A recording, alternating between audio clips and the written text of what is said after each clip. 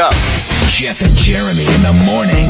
Jeff and Jeremy with Dumbass for the Day, and it's brought to you by Peterson's U-Card. Spring is right around the corner, and Peterson's U-Card in A-Town has everything you need to make your outdoor space look fantastic. Check out their selection of landscape supplies. They've got pipe and concrete.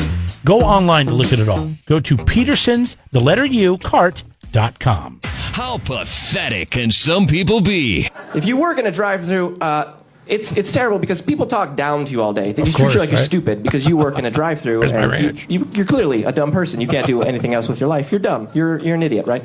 And like you can be as nice as can be to these people. Like I was very polite when I worked in the drive-thru. I'd be like, "Hey, here's your food. Have a great day." And they'd be like, "Thanks, idiot. Good luck with your baby." And I'm like, I don't have a baby. I don't know what that means.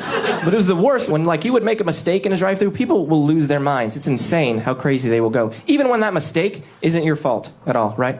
Like, I'm working at a drive-thru one time, and a guy comes through. He orders his food, pulls up to the window, pays for it, and then drives away without his food. Okay? That is clearly not my fault, right? Like, I made no implication the transaction was over. I was like, "Hey, buddy, go and take off now." No. I didn't say anything. He just decided it was his time to go. And went, right? It's not over. I know you're very excited about that part, but it's not over. 15 minutes later, he comes back through the drive-thru, like very angry at me, and he pulls up the window like, "Hey! I did not get my food!" I was like, "I know. You just left, buddy." Like, I thought it was funny, you know? But he was really upset, like it was my fault or something. He was like, "How come you didn't, like, run after me or chase me down?" I was like, "Oh, because I don't care enough to do that, right?" Like, I work in a drive-thru. I clearly don't even care enough to chase my dreams. You know, what do you want from me right now? Yeah. Good luck with your baby, idiot. Have fun. Dumbass of the Day. 93.3 KZOZ.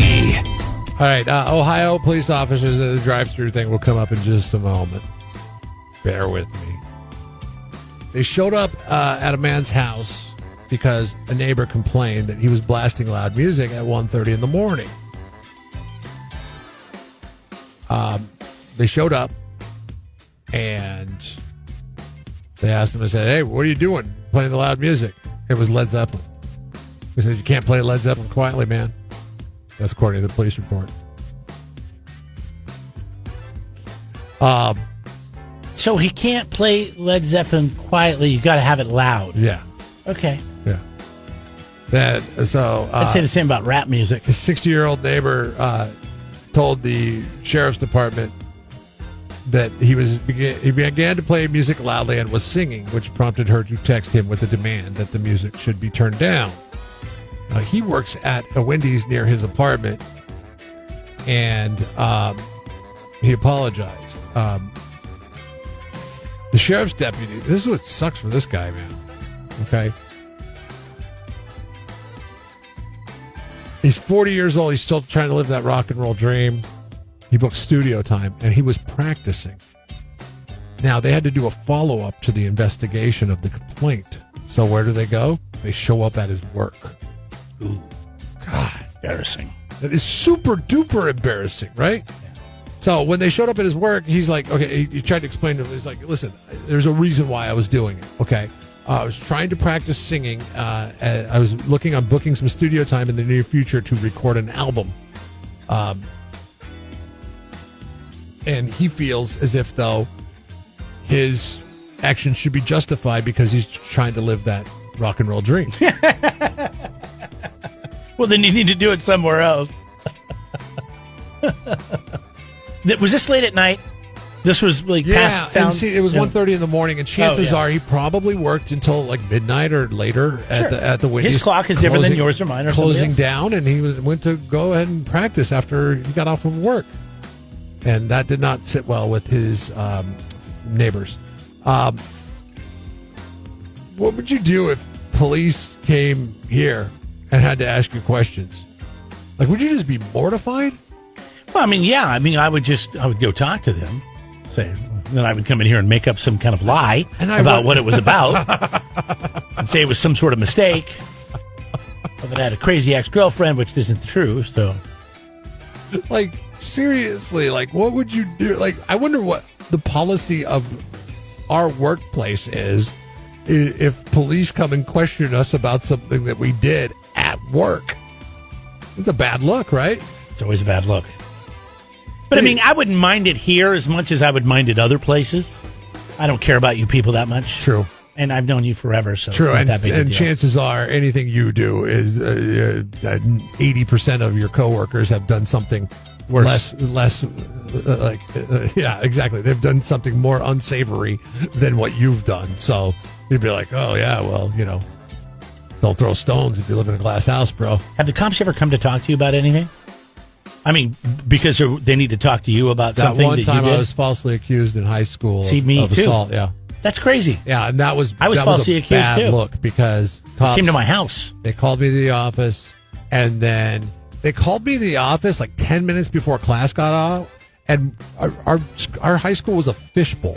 Like every single class when you were, not every single Walking class. by the office looking a through the lot glass. of them had to go by the. So there I am in the office talking to police officers about something I didn't do, but everybody's going to form their own opinion based on what were you talking to police officers for? They falsely accused me of. See, I would have think that would have made committing a you look kind of more badass. What's Jeff doing? You kill a guy? Keep in mind, I was ASB president too. Hey, what's the ASB president doing in there? I did use it as an excuse too. I said, oh, it's just an ASB thing. Oh, God. I did ASB too, and I did that. I think anybody who was in ASB used it as an excuse at some point in time to get out of doing something. I used to use it to show up late to class. Get out of class, leave school early for the day. It was the best perk of the job. They don't tell you that when you're running. You just figure that out as you play. Nathan Rock is the guy's name. See, it Rock's in his name, man. Can't play Led Zeppelin quietly. Nathan Rock and Roll. You're Jeff and Jeremy's. Dumbass of the day. 93.3 KZOZ. Don't be a dummy when it comes to your landscape supplies. Go to Peterson U-Cart on Gusta Road, just north of Quickie Car Wash in Atascadero. We load, you cart, you stay.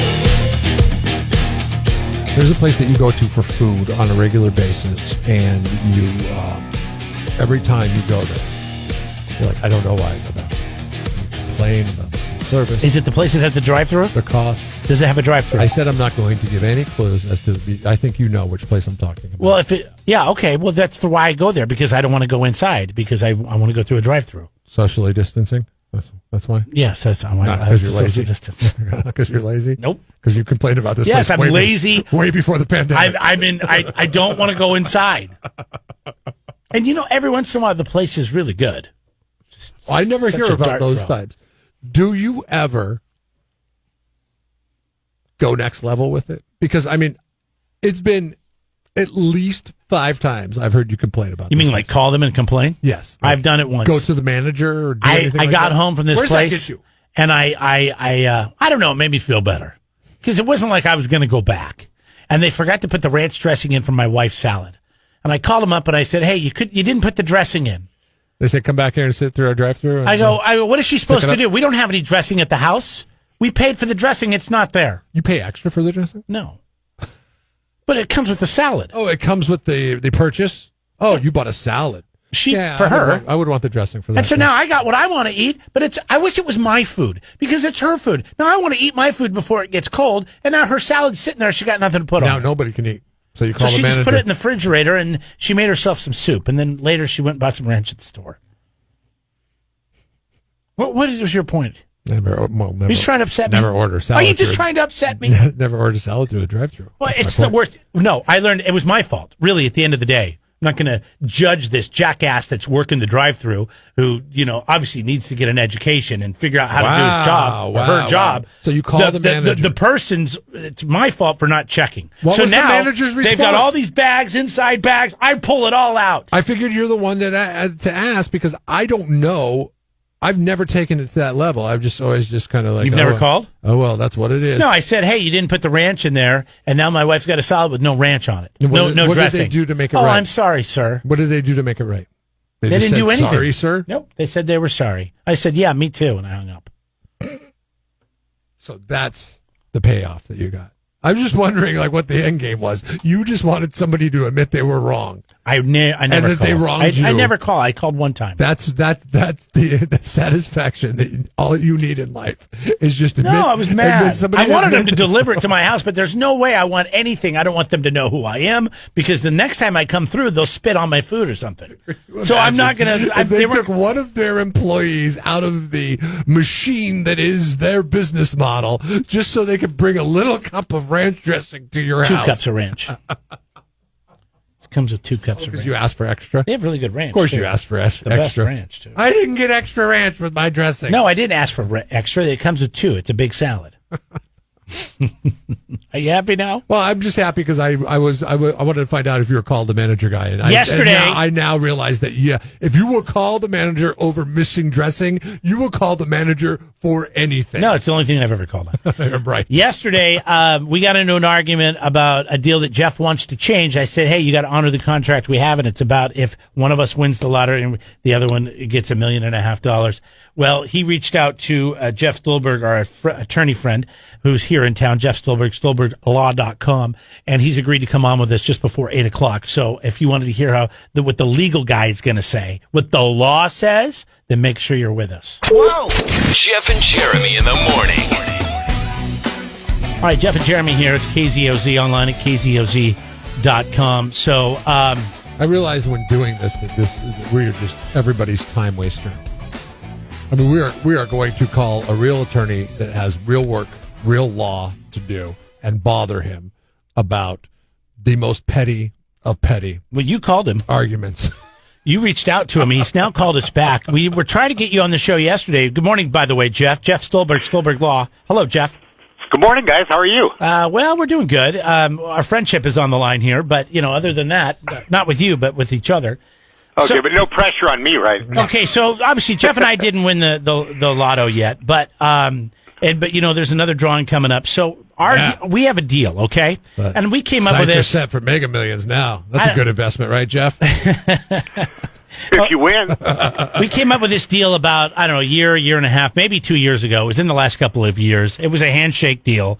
And I can't remember who said it, but I'll just say I did. And I said, hey, Jeff, why don't we do this? Let's look out for each other. If I win the lotto or you win the lotto, and it's at least a $20 million pot that we win, we'll give the other person $1.5 million of it.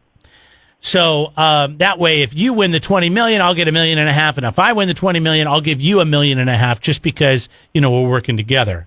And then Jeff said, "Okay, but we got to make sure that we play the same game on the same day." Somebody idly sitting back, waiting for me to win, and I'm putting all this money into it, and he's just sitting back there going, "Hey, where's my 1.5 million?" You see how negative he is from the beginning. I see in this scenario, you're the sweat equity partner, Yes. and Jeremy's the fat cat. Yeah. No, but that's not the deal. Emphasis on fat, Jeff. Okay, am I don't know right? what you, Jeff. When you Hey, talk, I represent that remark. So. when you talk to a judge or a jury and you try to persuade them that's what Jeff is doing right now. All right, he's not giving you the facts. He's coloring it up quite a bit. Oh, I'm not. All right, because the deal was that what I explained to you, but we both have to play the same game, and we have to be able to prove that we played the same game with the same ticket.